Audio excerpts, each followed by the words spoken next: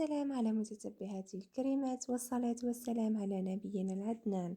نتمنى يلقاكم الفيديو هذا في أحسن الأحوال، ويا ريت تدعموني بالاشتراك في القناة وتفعيل زر الجرس ليصلكم كل جديد.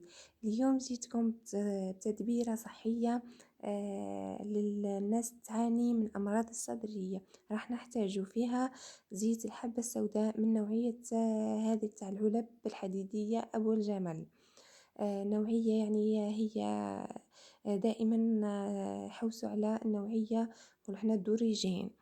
ونحتاج فيها زيت الزيتون، ونحتاج فيها كذلك العسل. راح نجيبو عندنا بلارة نتاع الزجاج، يعني نتاع اي حاجة عندك، المهم نقيها مليح ونشفيها.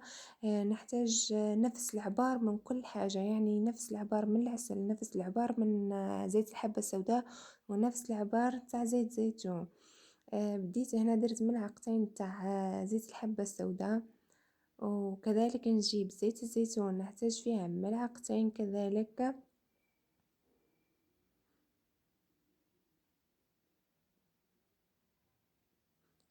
ونضيف كذلك العسل. والعسل حبذا لو يكون عسل حار، يعني العسل ما فيش زيادات، او مش العسل يعني تاع الدار، لا، العسل الحر، لانه يعني مفيد، يقوي المناعة ومليح يعني للالتهابات.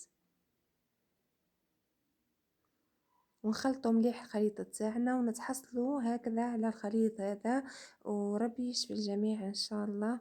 ونتمنى ان شاء الله تجربوه ويفيدكم.